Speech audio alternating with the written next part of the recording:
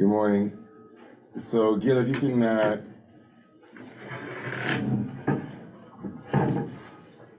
place the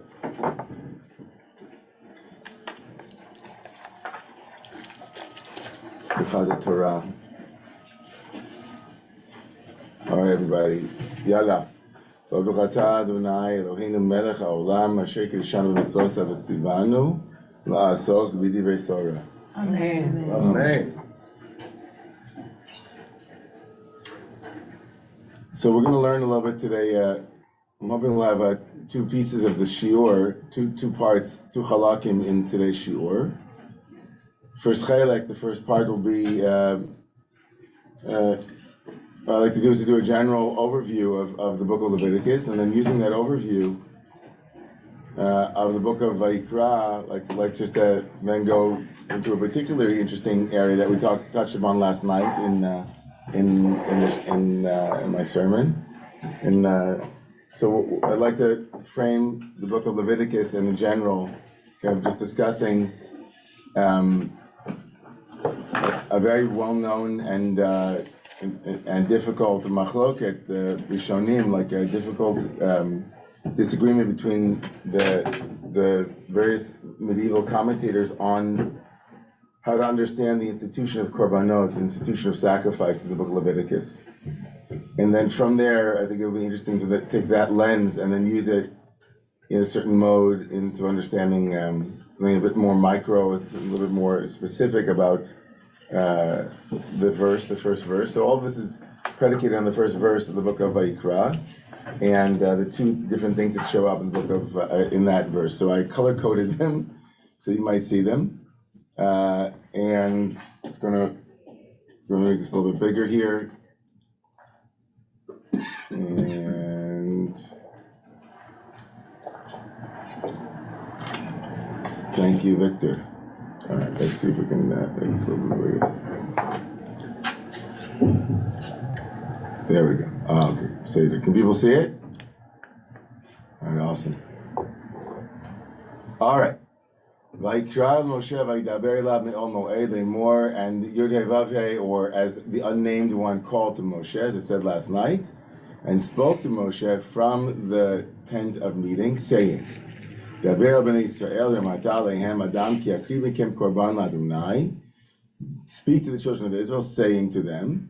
There's so many sayings going on here. It's amazing. Say. Adam, human, ki akriv mekem korban l'Adonai, who will, when you will bring from you a korban to God, a korban, a sacrifice, let it be from mina behema, let it be from the animals, or it'll be of your I guess cattle. Mina bakar, mina tzon, tagrivet korbanchem, let it be from your burnt offerings from the herd, or from the flock. Imola korbano, mina bakar zachar tamim, yakivenu el petach o moed, yakrivo tol yirtzono, l'knei Adonai. Verse 3. The end of the verse says, if your offering is a burnt offering from the herd, you shall make an offering of a male without blemish, right? If it's an olah, a fully burnt offering, it has to be a male without blemish.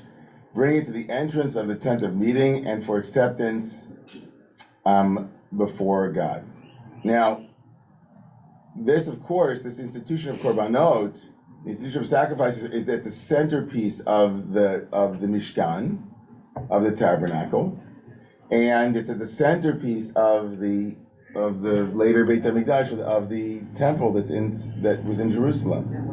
What do you do with Maria? What do you do with an institution like sacrifice?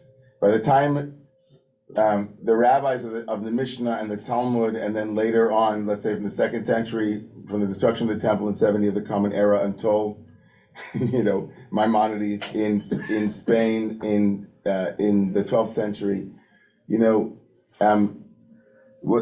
from Christianity on, of course, there were no sacrifices. The ultimate sacrifice, of course, had been made on the cross.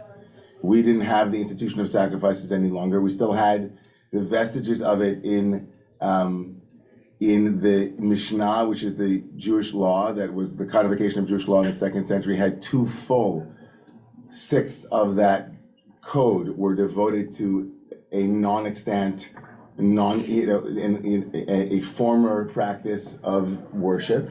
So what do you do with that? How do you understand that? If the Torah is eternal, are the sacrifices eternal as well? It's clear that there weren't sacrifices happening from the moment the temple was destroyed, right? Nobody was sacrificing, at least amongst normative Jewish practice. It wasn't the case to sacrifice.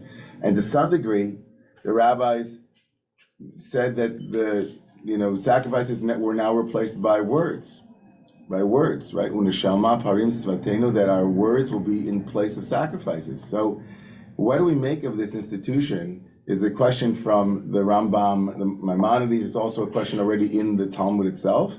But the Talmud, right, it's not nearly as explicit as it is here in the Guide for the Perplexed. The Rambam, Maimonides here in source 2 says that according to the version of Onkelos, which was a convert, an early convert to Judaism, who translated the Torah into Aramaic, Egyptians worshipped Ares, and therefore abstained from killing sheep and held shepherds in contempt, right? As we know from the book of Exodus, right? It says in the book of Exodus already, behold, we shall sacrifice the abomination of the Egyptians, and they won't stone us, right? For every shepherd is an abomination to the Egyptians. These are quotes from the book of Genesis and Exodus, underscoring that in Egypt, the ancient practice of Egypt was to sacrifice a sheep. I'm sorry, they worshipped Ares and they wouldn't sacrifice a sheep. Of course, Ares was the lamb, and so, right, in some sects among the Sabians worship demons and imagine that these assumed the form of goats and called them therefore Seirim. This worship was widespread. And so now he comes in for a landing. For this reason, those sects abstained from eating goat's flesh. Most idolaters objected to killing cattle, holding this species of animals in great estimation. And therefore, the people of Hodu, Indians up to this day, do not slaughter cattle, even in those countries where other animals are slaughtered. In order to eradicate these false principles, this is the Rambam's pedagogy. In order to eradicate these false principles, the law commands us to offer sacrifices only of these three kinds. Thus, the very act which is considered by the heathen, here read like anyone who isn't praying, is not an Israelite or not worshiping a monotheistic, let's say, abstract divine deity as we do. Anyone who is considered that way, and anything which they consider to be holy, a crime, is the means of approaching God and obtaining God's pardon for our own sins. And in this manner, evil principles, the diseases of the human mind and the human soul, are cured, right? Are cured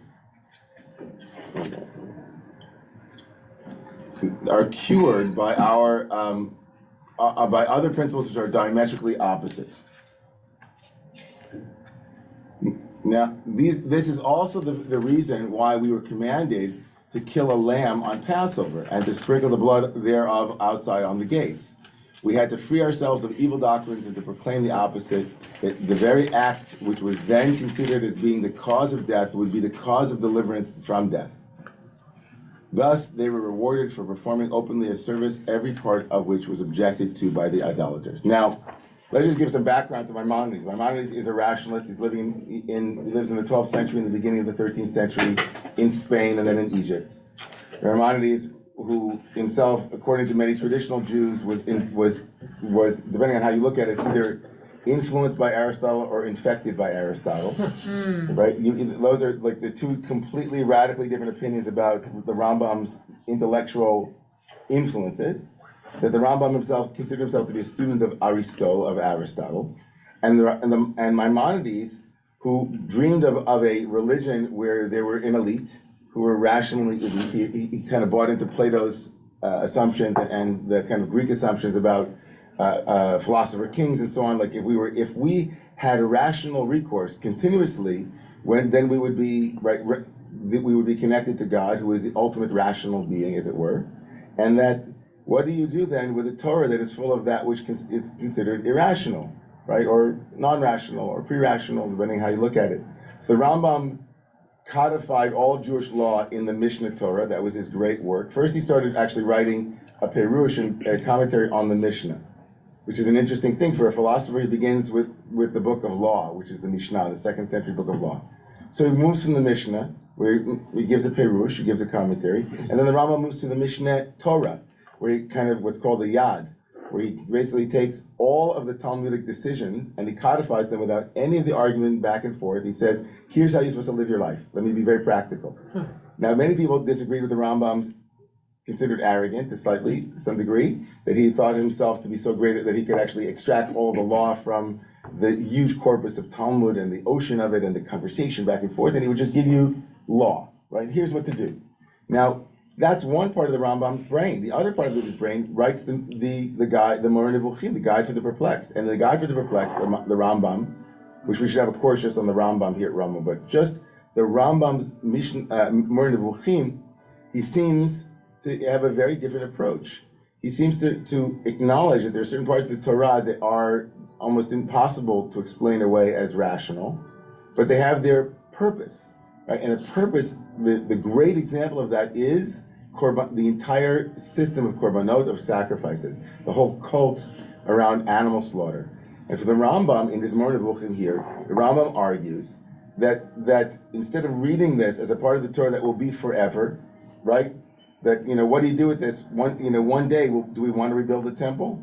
What does the Rambam imagine the third temple will look like once So the Rambam says, I believe the Torah was using the sacrifices not as an ultimate end, but as a means to an end. The Rambam sees the korbanot as a kind of a ramping up process of moving away from korbanot. It was something that we knew at the time, it was familiar to us, and the Torah is using it in a way to kind of bring us to the next level. And one of the things, another tertiary purpose it has is to serve as a kind of iconoclasm. Everybody else worships this way. Everybody else doesn't worship this way. All the things that we will sacrifice were once gods. And it's a way of saying, really? You think this is a god? This is exactly the thing that we're going to use in order to serve the ultimate God, right? This is not the real thing. It's only, right, it's not real. It's something that can and should be sacrificed. And imagine for the Rambam that the reason why we offer the Paschal lamb is not only because it's not a lamb and it's the beginning of spring and it was a festival and, it would take a couple of centuries for us to arrive at that place where they would actually uncover that there was, of course, a springtime festival that included lambs and so on. But for the Rambam, it's actually part of the Torah's pedagogy, which is to say, you Egyptians who worship this lamb, you who worship Ares, we will use your animal in order, as it were, as a symbol of our own liberation, right? So that's the Rambam's perspective. Now, the Ramban, Nachmanides, lived a little bit after, slightly after Maimonides in Spain, another great Rishon, which is the medieval commentators. He diametrically disagreed with the Rambam. He thought what the Rambam said was absurd. And he wrote as such. Look at source 3. He says, Rambam's statements are preposterous. The Ramban says that the Rambam, this is an argument between M and N, that Rambam, Maimonides, Ramban Nachmanides, his father's name was Nachman, Nachmanides says that Maimonides' statements are preposterous. They heal the great hurt superficially, meaning they provide a shallow answer to a difficult problem.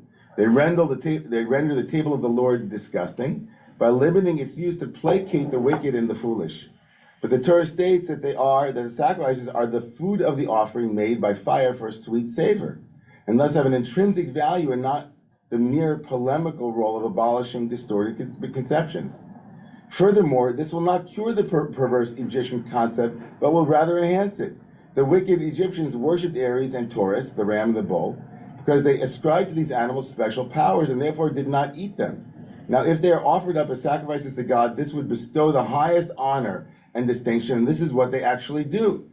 In order to counteract that distorted idea, it would be more proper to eat to one's delight the very animals they consider forbidden and abominable, neither offer them up on the altar nor sprinkle their blood on it, but merely consume the animals holy to them, denying their sacredness and divine power. So he goes, this is his basic argument. He says that, listen, first of all, there are two problems with your argument, that he says to Maimonides. First is that sacrifices, it would seem from the Torah that the sacrifices are not means to an end, but are ends in themselves. Like they're not just there for a little while, but actually part of what the Torah wants, right? And the second part is that the way that you imagine the Torah using sacrifices to counteract the ignorance or the superficial or the superstitious ideas of the Egyptians is not going to work in the way that the sacrifices are offered, right? Sacrifices are offered in a sacred way on the altar, right? Their blood is sprinkled and certain parts can't be eaten, and then they're eaten. He said, so it should have just said, the Torah said, go ahead and eat the gods of Egypt and go ahead and eat the gods of, the Sabians and so on. Why does the Torah use them in a very religious way? So he said it won't work. He says a more acceptable, if you skip here, a more acceptable rationale is this. Seeing that human conduct is expressed in thought, speech, and action, God instructed that a person who has committed a transgression and offers a sacrifice shall place his hands on it, symbolizing the deed, make a confession, as a reminder of the misused power of speech, and burn with fire the bowels and the kidneys, which are the organs of thought and lust, and the legs, the symbol of the hands and feet, instruments which serve humans in all their activities. And the blood shall be sprinkled on the altar, representing God, your life force. All this should make a person realize that having sinned against God, right, which with his body, soul, and you would deserve to have your blood spilled and your body burned. However, God in God's infinite mercy accepts your substitute for atonement and the blood in lieu of yours, its main organs and so on, so as to sustain the teachers of the Torah that they may pray for him. Accordingly, the daily sacrifice is offered up because of the masses who are constantly caught up in the web of sin. This explanation is plausible and appeals to the mind, even as the expositions of the Agadah. However, in the context of mystical truth, the sacrifices contain hidden mysteries. So here goes the Ramban. The Ramban says this. On one level, it's a replacement theory, like many replacement theories around, right? The sacrifices serve a psychological function. The sacrifice is in place of you. You who bring the animal are now in some way connected to this animal, and what is being done to the animal in some way should have been done to you, but instead it's being done to the animal. This is kind of a replacement theory.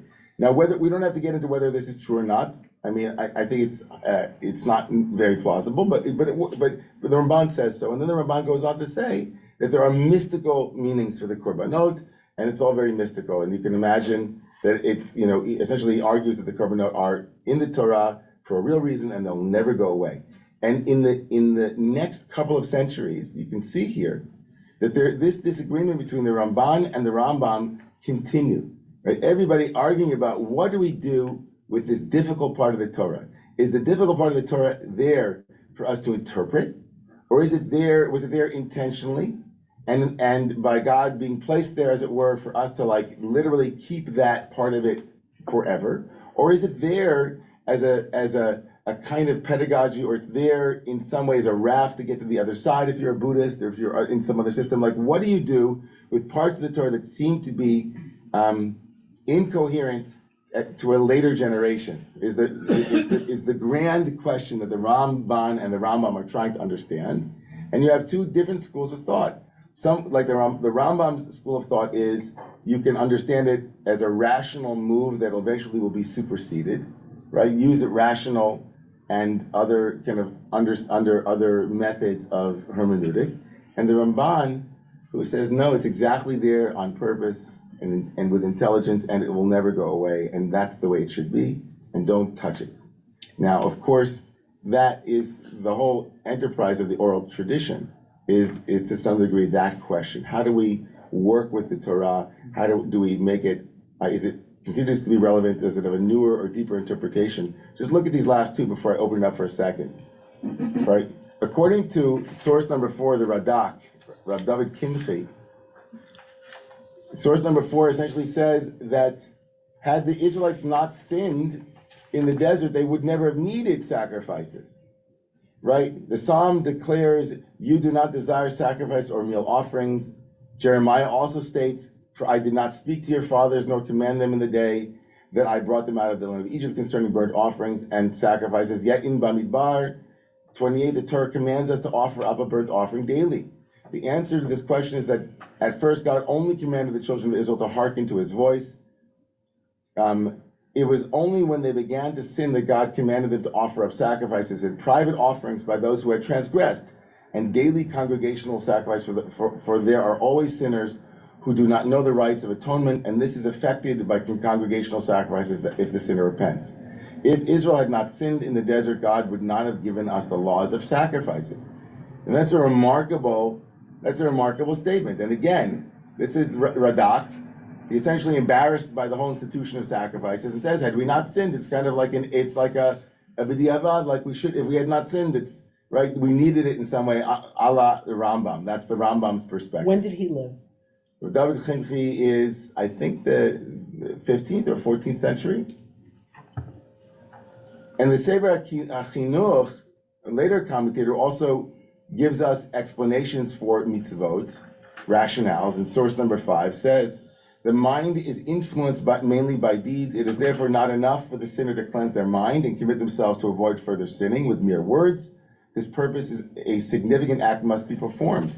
The sinner must take a goat from the sheep and strive to reach the coin. In other words, the Sefer Chinuch here is going into like a whole behavioral thing, right? It's not enough to use words, right? It has to be more than words. It has to be something that you do physically. You have to go into your bank account. You have to make a phone call. So he says, like, there were no other creative outlets that God could have imagined for this kind of technology. And so the entire institution of sacrifices is because human beings are affected not just by speech, but we have to actually do something.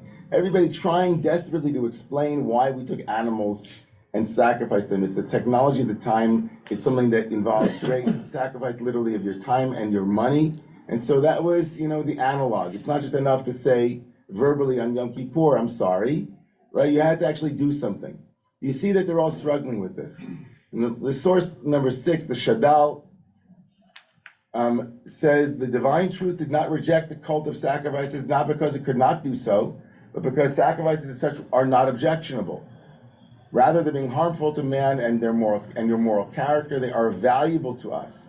Had the Torah commanded us only to pray, sing God's praises, and read the Torah and listen to ethical lessons and sermons, and not given us the sacrificial laws, then the fear of God and God's greatness would not have penetrated into the hearts of the masses. Now, I don't know about you, but many of us are thinking to ourselves, really, would I have to take Bessie up to the Jerusalem and slaughter, like being go to a slaughterhouse and see if that feels holy to you? It's a very hard thing to conceptualize why these thinkers are so, again, but the problem, of course, is that the Torah, it's in the Torah.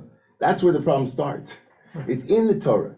And for them, the Torah is written by God, who could have written it in an infinite number of ways.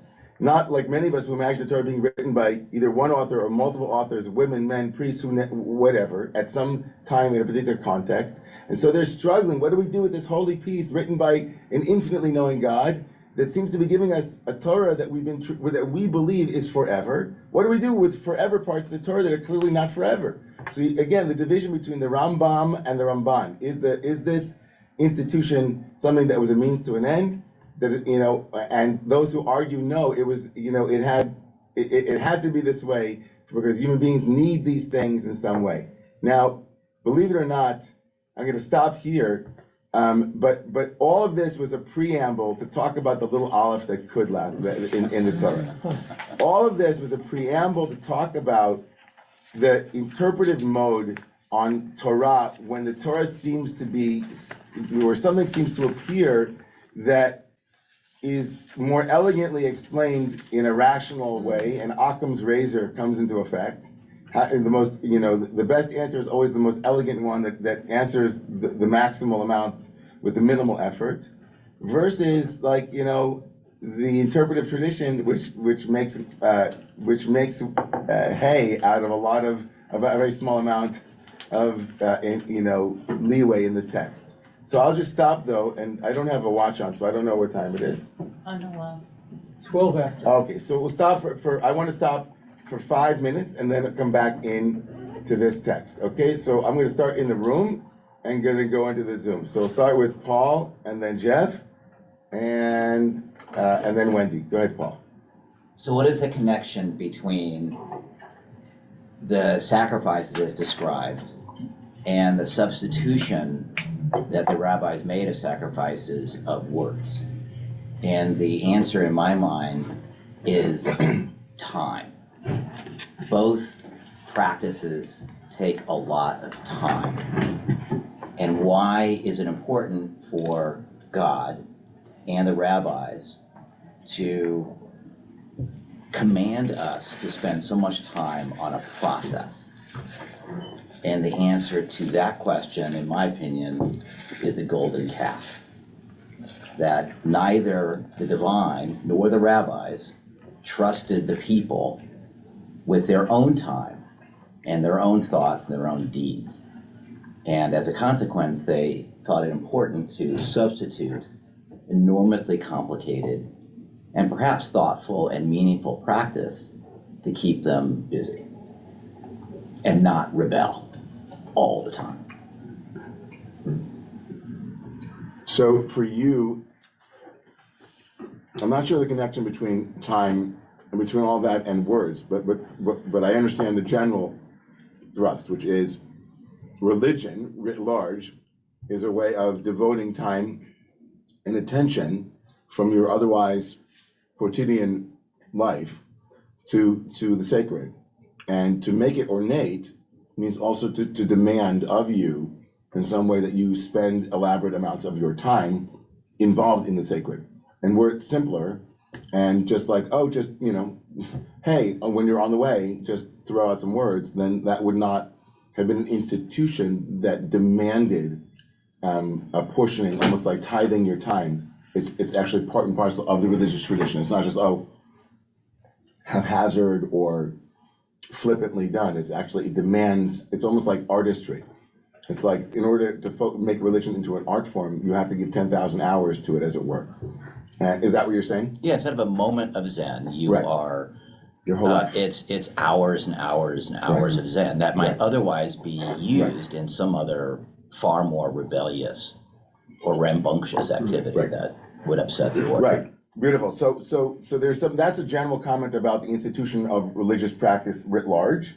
And I think that coming back to your first point about the rabbis moving, as Reb Zalman, my Rebbe, Alav Shalom, today, by the way, is the 17th anniversary of the first Romemu service, just saying it, March 25th, 2006.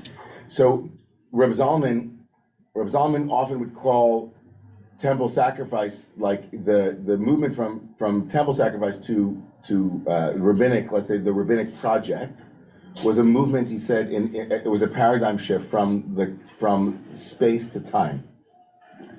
From space to time, meaning there was a locus called the temple, and that's where we did our technology. He called it the barbecue technology. The technology of the temple was about sacrifice.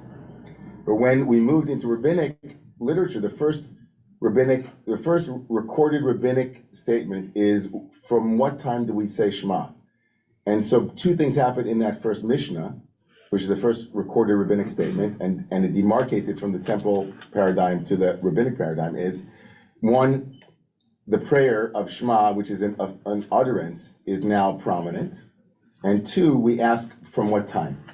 And so the movement from space to time is itself, right, moving away from a centralized location. And the concrete operational action of killing animals now been replaced or substituted with a concrete or less concrete, but still physical, meaning embodied, speech act, which is slightly more concrete than thought, but less concrete than animal. And that way it also maps onto Piaget's, cognitive development of children too, like moving from the concrete operational to the more abstract. And in some way, that whole idea in Reb Zalman's thinking and his understanding of the evolution of Judaism itself privileges the more abstract over the more concrete in spiritual matters, and says that there's an evolutionary thrust from the concrete to the spiritual. And the spiritual here is non-concrete, like, from animal to speech, to thought, to silence, right? The absence of thought, nothingness. So there's a kind of movement for him in that pattern. So anyway, I just wanted to come back to that first thought, the first thing you said. Beautiful, Paul, thank you. Jeff? So given, like in general, we eat animals. Yes. The tradition, we eat animals. So why is it not sort of an easy transition to say, so the temple-based sacrifice, that's gone because there's no centralized temple, but it also says here that each individual was supposed to make a sacrifice, right? The temple sacrifice is only because individuals didn't know how, but that's one opinion, yeah. So the fact that we eat meat, the fact that we have laws of kashrut that are very specific about the holiness, right? Trying to bring holiness into our killing of animals and our eating of animals. Why is that not like a perfect interpretation of sacrifice in our dietary practices? It is. I mean, there are many who argue that after the destruction of the temple, it's clear that part of our eating of meat during the temple period was related to the sacred institution of the temple, right? So we would eat meat when we would go make a sacrifice. Part of it would be kept, and we would eat it, like on the Paschal offering, for example. The Paschal offering is a shlamim. We have to eat it, right? To eat it, it's a meal. So part of that is true. Like the rabbis say that the table that we now eat meat on is an altar, is a mizbeach.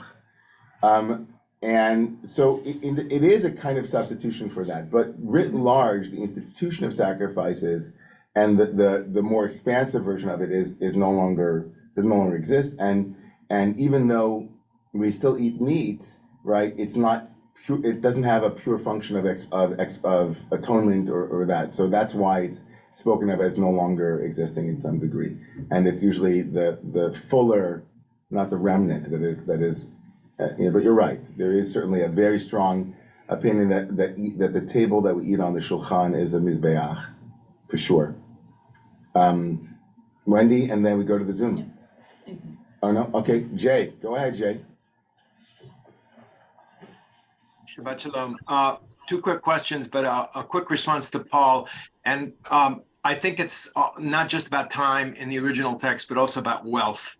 And Rab Zalman, and I've actually heard him speak on this, but the question of what one does with the institution of synagogue and its relationship to sacrifice and to wealth. Rabbi, you're welcome to use this in your next membership solicitation. But my two quick questions. One, kind of boring, but to what extent does the simple functional requirement to feed and compensate priests play a role in the sacrifices institution temple days? And the second, and I'm not competent to deal with this, maybe someone else, but in reading Rambam, it seems to me like some of that perspective is almost like homeopathy or possibly even vaccines. Then the basic idea that he puts forth on this sort of, in a way, feeding a little bit of the poison or the dead and the dead attackers that will then stimulate antigens. There's something similar there to me. Yeah, so I just want to lift that up. It's an interesting idea to explore. I didn't understand fully, honestly, Jay, what you said about the membership and the Kohanim, but so you'll have to write to me about that so I can use it in our next membership drive. I think that there is a lot of Torah in general in our tradition that would ape either allopathic or homeopathic, depending on how you look at it. The notion that the first sin in the tradition, Rav Tzadok HaKohen says that the first sin in the mythic tradition is the Talmud says that it's not an apple, but it's either a fig tree or grapes.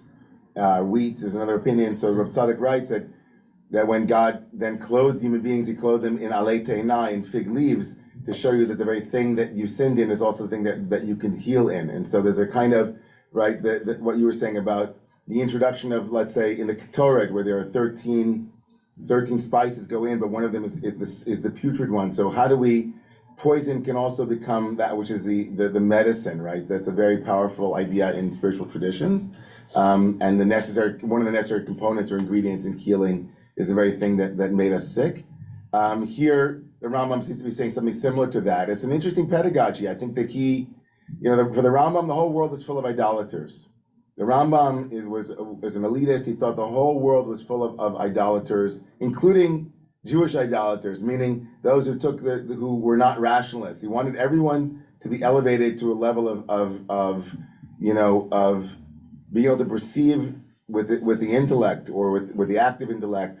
And so he was a bit of a an inquisitor in that way, and he kind of imagined. To me, it's a fascinating model of using certain technologies. The Torah is like trying to teach the world, what's false. Like Abraham was the iconoclast, who was destroying the idols. Can this idol eat? Abraham said, like this, and you would imagine it. Take it from that to something really practical, like talking to somebody about some absolute that is not absolute, and like trying to create some wiggle room around the thing that they've cathected as their absolute, right? The absolute value, and you say, oh, maybe that's not the absolute value. How do you showcase that something that is seen as ultimate is not ultimate? It's partial. It needs something else. So great. So Daniel, and then we're going to go back to the little Aleph. Daniel, go ahead. Shabbat Shalom. In defense of Rambam's view, the whole idea of sacrifices was predicated on the existence of the temple, right? So if we assume that God somehow knew that the temple was going to be destroyed, we could understand that, in fact, the sacrifice practice was like a transitional activity towards this more ultimate, let's say. Totally. Yeah, totally. Sorry, I didn't cut you off, did I? Yeah,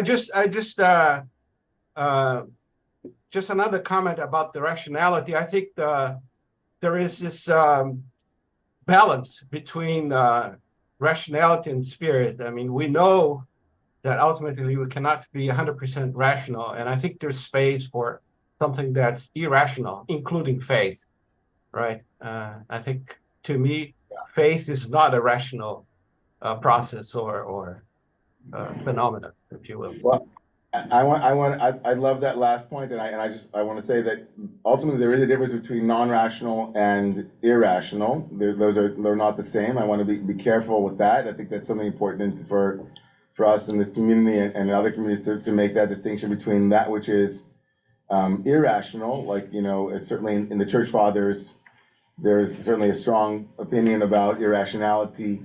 But I think that those two things shouldn't be conflated. Something can be non-rational, but still it could be, post-rational or more meta-rational, and something could be irrational. But I do want to come back also to Maimonides in your defense of him, Daniel. Kol hakavodecha. I want to say that many of us here who are liberal Jews are Maimonidean Jews. Like for many of us, if you say, how important are the rituals that we do? When you find somebody to some extent who's a liberal Jew who says, okay, wash my hands 3 times, 4 times, what's the difference? And make the bracha, not make the bracha, make it, like you're a Maimonidean to some extent. Even the Maimonides held Jewish law to be right, but he to some extent opened up, and some people argue that Maimonides was the first real reformer. In some ways, because he essentially demanded that Judaism have rationales, and left open the door for those who believed that it should have rationale, and something that could not have rationale could be jettisoned as a kind of temporary. You can imagine where that would go. I mean, you could look at it's not such a far cry to look at the Maimonides and then connect him to the Reform movement and connect him to, let's say, Zionists in certain way, or certain versions of Zionism initially that were trying to say, right, religion had its purposes, but now it's up to us, the rational. There's a strong argument that if you're a Maimonides Jew, if you look at certain parts of the tradition and say that doesn't really make sense to me, and I'm going to decide not to keep that, or I'll it's only a stepping stone to something more spiritual. That's a very Maimonidean approach. And the Ramban would definitely not agree with that. And certainly Kabbalah in the 16th century, would not agree with that. And so anyway, that argument is a good argument. So let's look at the little Aleph, and let's use our interpretive modes here, because otherwise we're not going to actually look at it. And in source number 7, you can see this is the way the Torah, this is what it looks like in the Torah, that little aleph. Can you see it? Yeah? Yeah. So Vayikra el Moshe. We come back to the first verse in source number 1. Vayikra Moshe, and was called to Moshe. Vayidaber Adonai elav me'ol mo'ed lemor. God spoke to Moshe from the tent of meeting. Look at this is the Rambam in his day job, before he wrote the philosophy. This is from his work of law, right? Law about tefillin, mezuzot, and Torah scrolls, all about scribes. And he says, "Yizaher bi'otiyot hagdolot u'bi'otiyot haktanot." Be very careful, he says to the scribe, with the little letters and the big letters, the little letters, u'bi'otiyot hanekudot, and also the letters that have little dots above them. U'bi'otiyot hamishunot, kegon hapein, halifufot. Like be careful with the letters that are written differently, like the little pays, and the curved letters, right? Va'otiyot akumot Moshe etiku asov ish mipi ish. He said these traditions have been handed down one scribe to the next. We have an unbroken chain. Now the Rambam is very clear, like that if you see a letter that's changed, it's there for a reason. So don't change it, right? Don't change it. If it's swollen, if it's it's there. So there are different theories, right? So it may have been the practice of ancient scribes to omit a letter at the end of a word whenever the following word began with the same letter. When scribes went to reinsert the letter back in, they had to do it as a minuscule letter because there was no space. That's one theory. Again, Occam's razor. They're trying to find the most elegant explanation for this anomaly. Right? The second possibility is that the small letters have an alternative textual tradition. So where there was an alternate textual tradition, they would make almost a note by saying a small letters there and saying, oh, we have another extant scroll that has a completely different rendering, so we're going to make a note here. Like, lest you think this is the authoritative way, to let you know. The third possibility is that letters were intended to serve as a kind of commentary, but the meaning may have been forgotten. So let's look in that light at all three of those possibilities at Numbers 23:4 in the book of Numbers, in the story of another prophet whose name was Bil'am. Bil'am was a great prophet and who rivaled Moshe in some ways. Vayikar Elohim el Bil'am. The Torah tells us, and Bil'am, Elohim appeared to Bil'am, and Vayomer Elav, and gave him, right, and spoke to him, saying, right, Shivat mizbachot, al par va'ayel b'mizbeach. So he says, whatever he told him about, but look, notice this word, Vayikar. No aleph. Which doesn't mean he called him, it means he appeared to him, like it happened to him. But in Vayikra Rabbah, in the rabbinic gloss that is much later than the text, that Vayikra Rabbah makes a big stink about the difference between Vayikar and Vayikra. What is the difference between the prophets of Israel and the prophets of the rest of the nations of the world? Rabbi Hanania says that when God appears to the other nations of the world, God does so with only partial speech, right? Right? Chatzi dibur, it's called. Right? Vayikar Elokim el Bilam, aval nevi'ei Yisrael b'dibur shalem shenemar vayikra el Moshe. So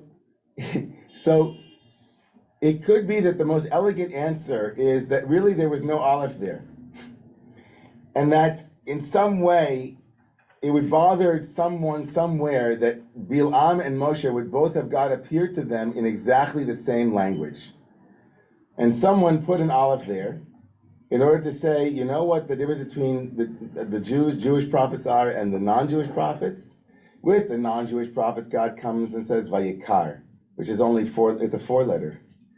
But when it comes to Jewish prophets like Moshe, God says Vayikra with an aleph. That's a whole speech. Now, it's very, that is much more elegant, frankly, than the idea, expressed.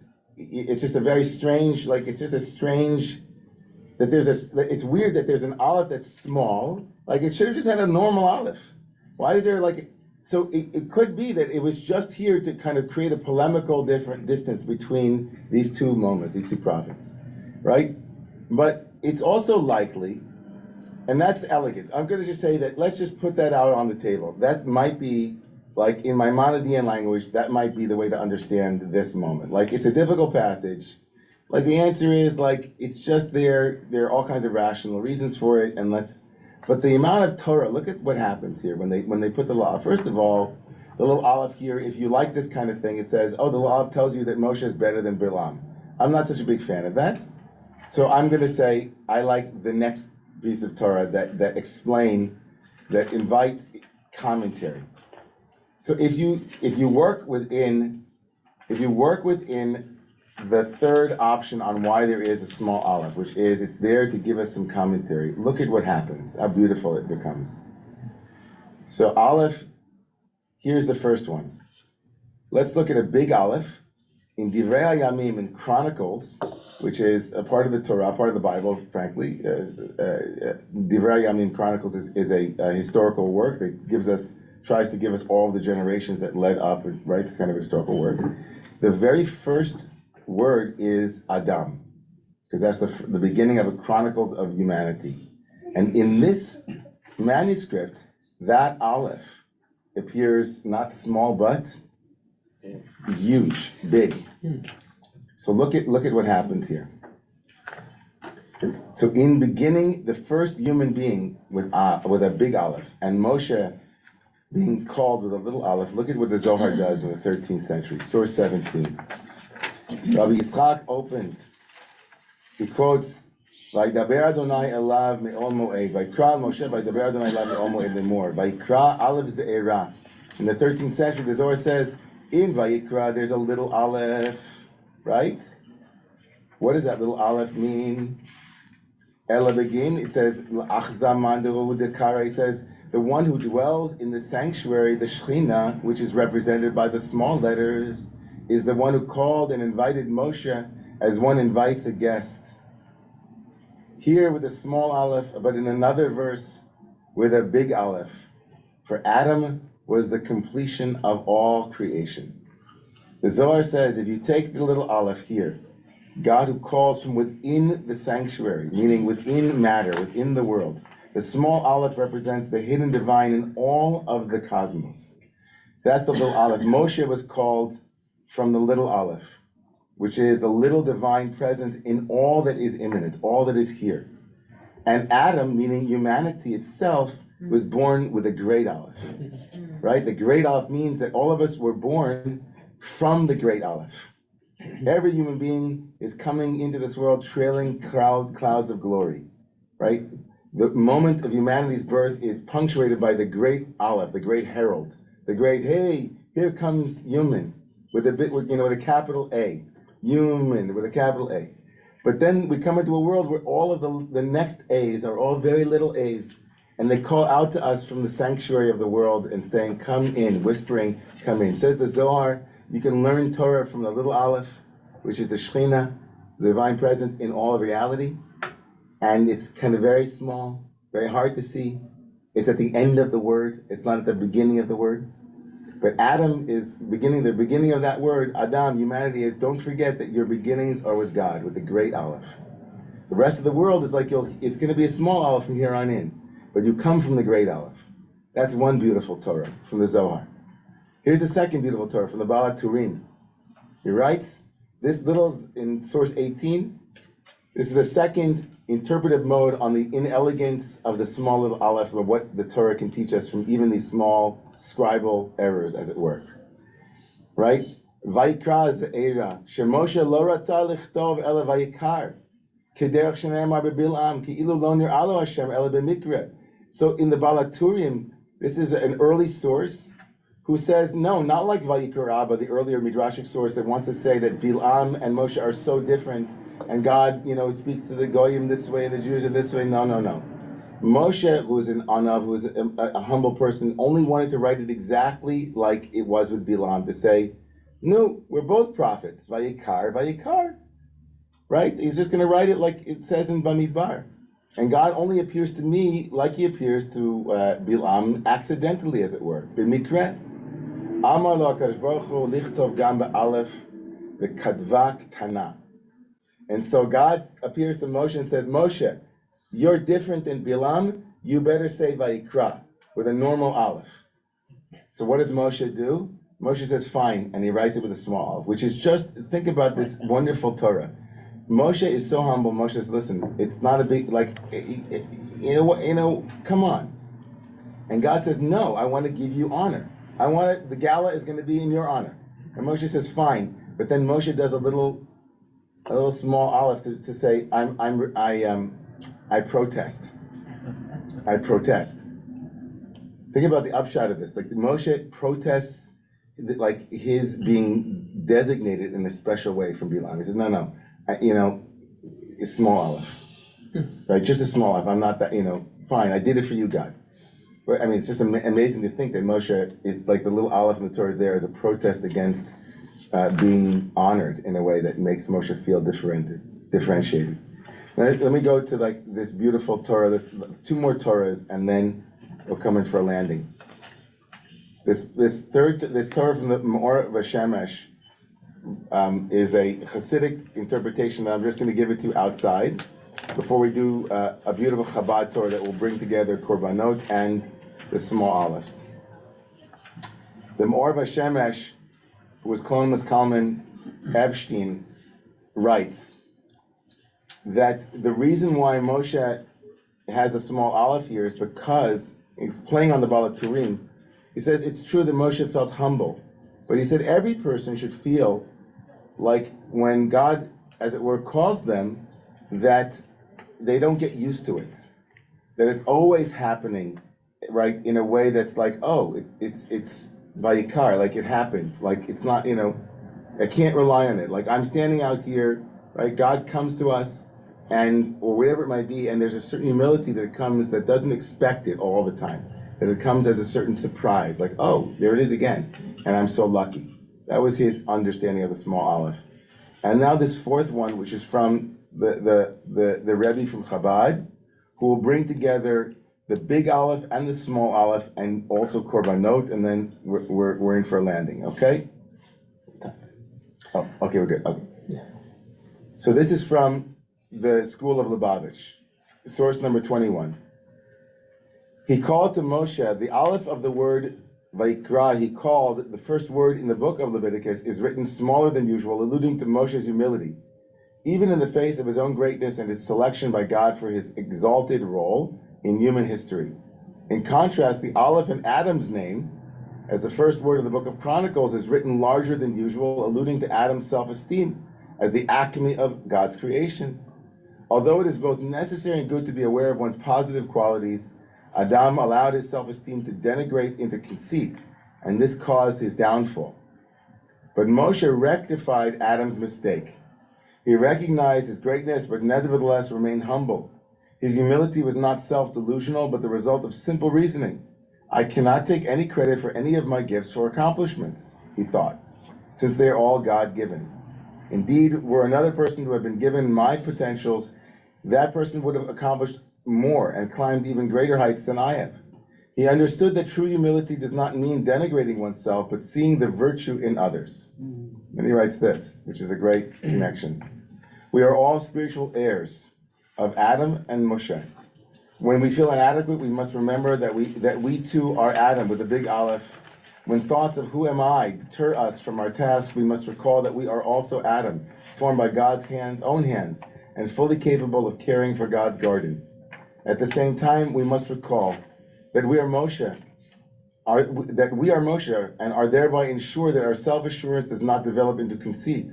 Moreover, if we remember the small aleph, we too will merit to be called by God, and this revelation will provide us with strength to answer God's call, drawing ourselves and the world large closer to God. This is the true essence of the sacrifices, whose laws are introduced by the lesson of the small aleph. Amen. Okay. All right. Room and then Zoom. Anybody in the room and then we Zoom. Yes, Batya. Small comment. A little small comment. A little small. So in Hebrew, every letter has a specific meaning. That's number one to remember. And it's like a topography. What we might use an exclamation point to make a point of what we want others to understand or to think. So it's very similar, but you continued and explained everything else. Oh, okay, good. No, that was good. Everything else, the whole thing. Yeah. Anyone else in the room, or we can go to Marilyn? Okay, yeah, guys, go ahead. I kind of wanted to back up to sacrifices just to check this with you, because to do with sacrifices, even in other traditions, there's this sort of migration from taking things literally to the esoteric. And that's what it feels sort of like that in terms of the arguments going back and forth. But here's the great irony in Jewish esotericism or Jewish mystical writings, is that the esoteric can both transcend the more concrete, and it can also paradoxically reify it, depending on how you use it. For example, if the esoteric means that which is more concrete becomes more abstract and less literal, that's kind of what you're speaking to, kind of like a perennial wisdom. Like, what's the deeper structure of sacrifices, and how can it then be abstracted and applied in other contexts? The sacrifice of time, the sacrifice of attention, right?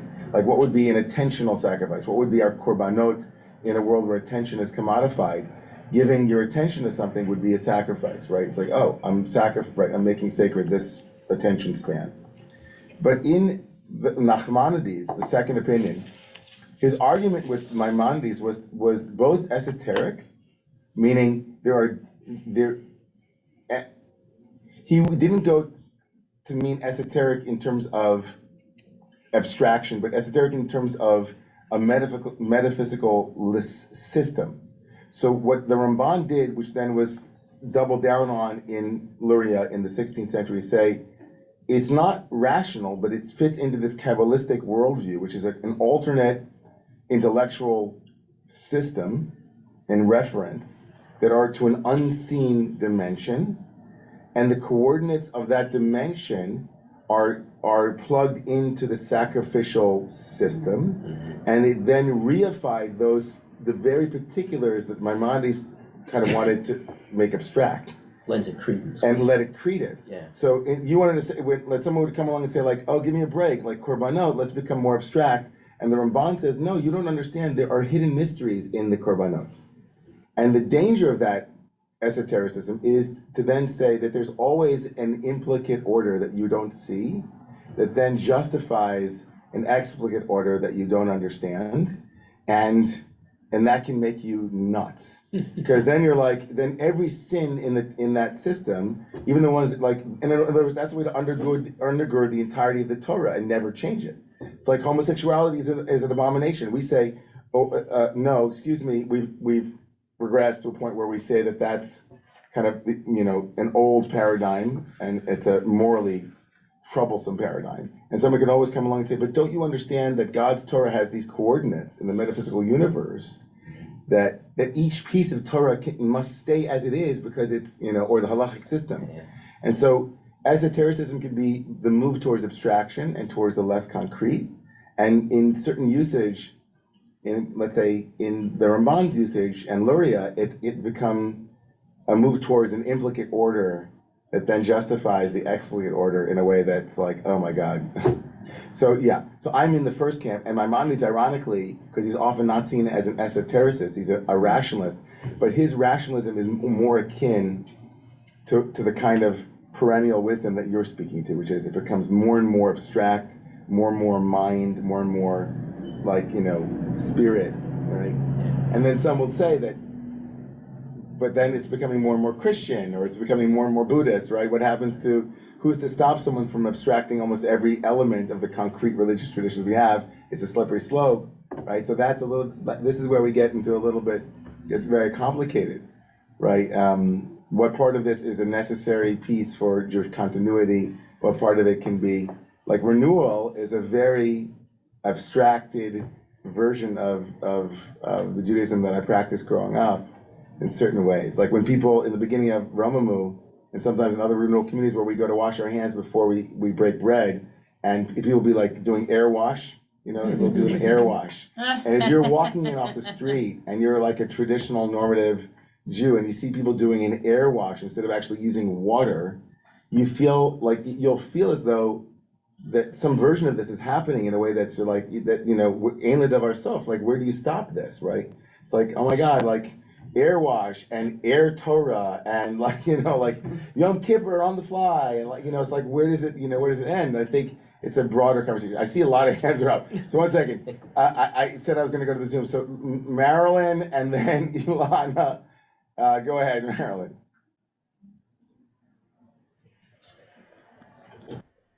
Yes, I don't know if I'm going to be able to condense this, but ironically, I was just studying Torah with, it was Shmot Rabbah, and the line that we were studying was V'yidaber Elohim el Moshe v'yomer elav, which is, and of course we're studying why does God dibur, speak, and then say, and it has the total like echo of the Yikar Elohim el Balam, the Yomer Elav. So it seems to be this echo again of the Yikar is like God appeared and spoke, as opposed to God spoke and spoke. And that almost that transition from, like we're talking about, the more concrete, a God that you can see, to a God that you can hear, that it becomes almost like it gets translated more into the word.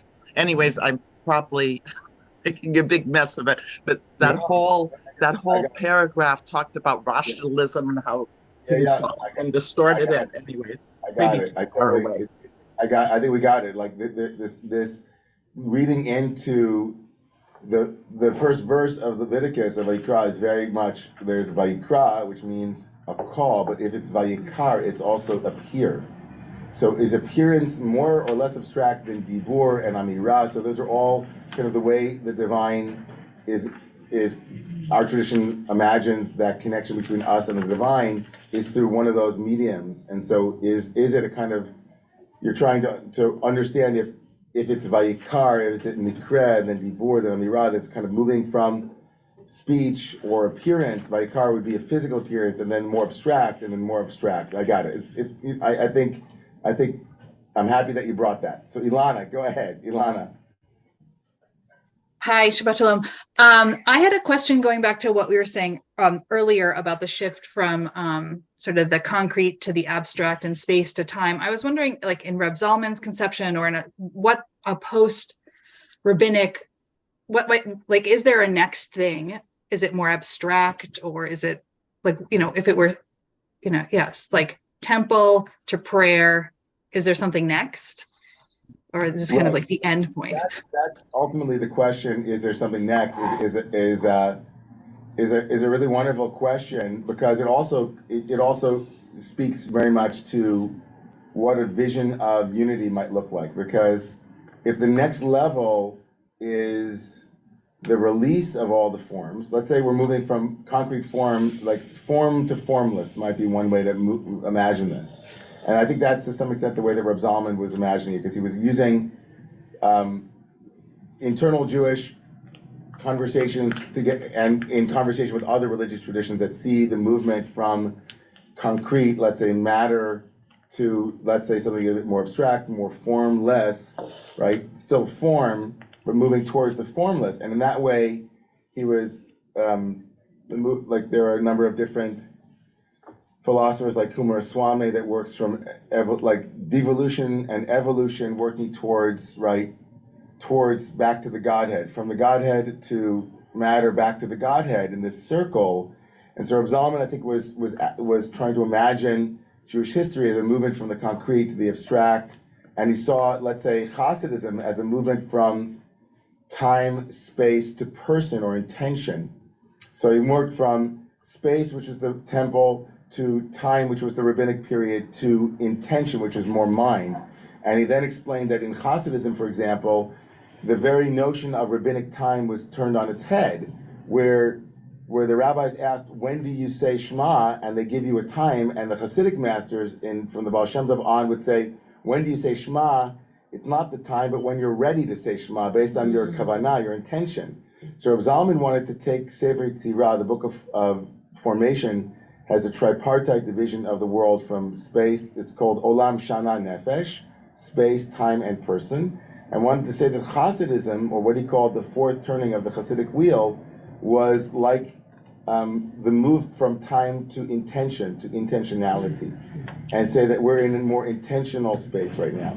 But if you were to ask Reb Zalman, what would he imagine would be the next turning of the wheel? Like there isn't what's the next division after intention, right? So is the question, you go from there to completely, we have a long way to go until the maximum number of people have been brought through each of these stages, because most of the world is still in a concrete operational phase, right? And we don't kind of just, if 5 people are beyond time, space, and person, that's not necessarily the next wave.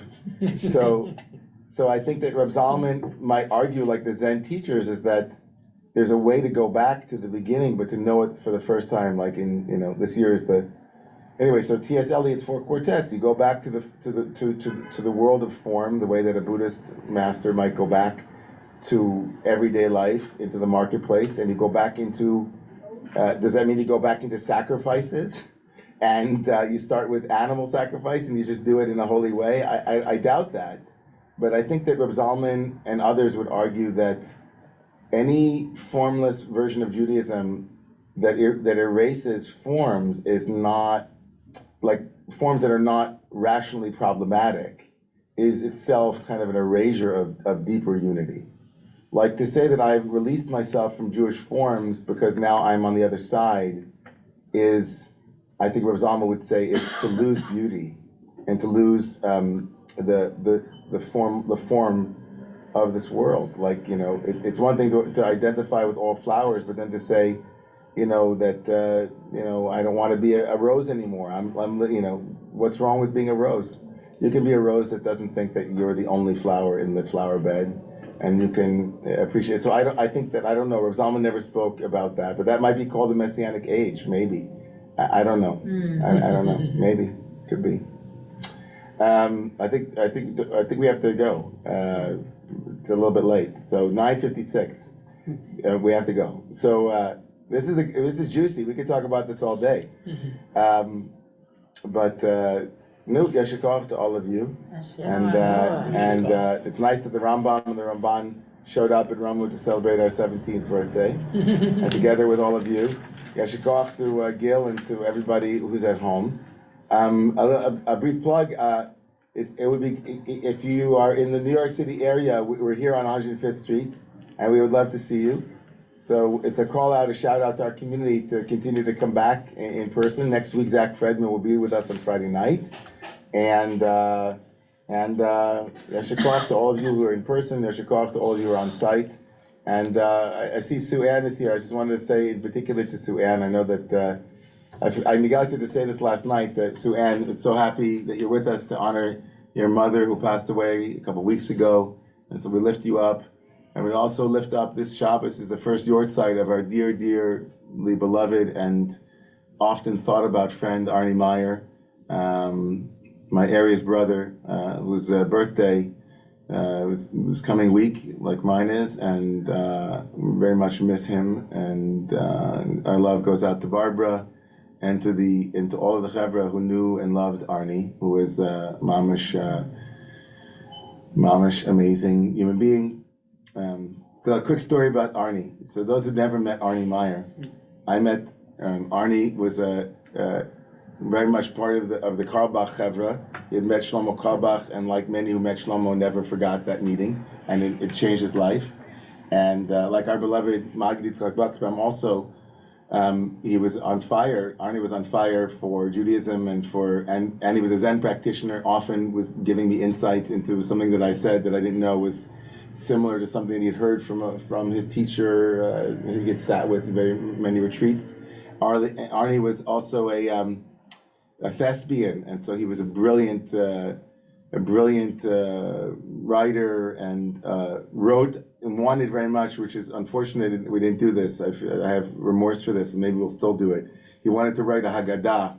He was always trying to write something here at Romemu that would express something that was happening here. And so he wrote a number of things and sent it to me. One of them was he wanted to have a Haggadah, with rabbis telling what they love the most about Pesach, that kind of thing.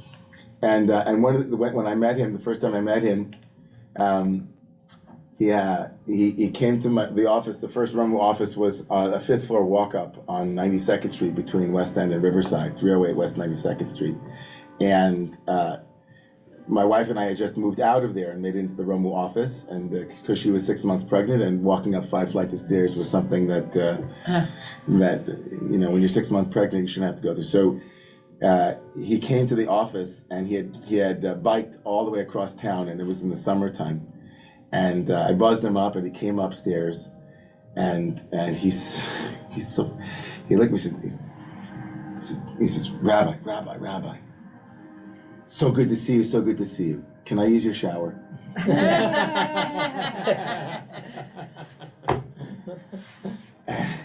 That was Arnie. He was direct.